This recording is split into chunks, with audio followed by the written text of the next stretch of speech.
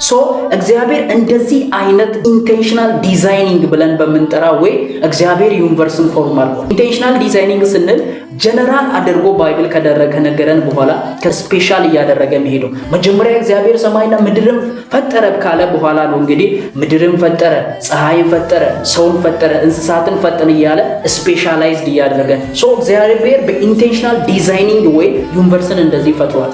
ሳይንሱ ይሄን ሪያሊቲ የሚክዱበትን አራት መሰረታዊ ነገሮችን ነግራቸዋለሁ ብያለሁ። የመጀመሪያው ታይም ስኬል ይባላል። ታይም ስኬል ማለት የሳይንሱ ዓለምና የእግዚአብሔር ዓለም የሚለያዩበት የጊዜ ገደብ ነው። የመጀመሪያው በታይም ስኬል ላይ ያንግ ኤርዝ ቪው የሚባሉ አሉ።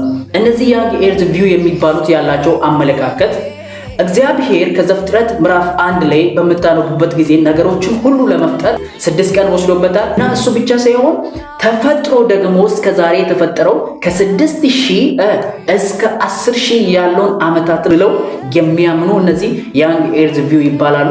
ሊትራሊ ባይብል 1 ቀን 2 ቀን 3 ቀን ባለው መሰረት የሚያምኑ ናቸው።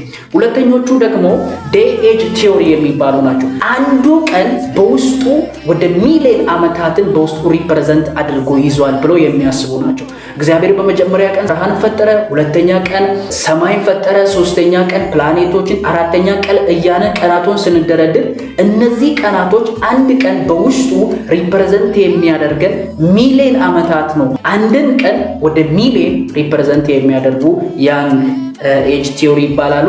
ይሄ ባይብል ላይ የተቀመጠ አይደለም።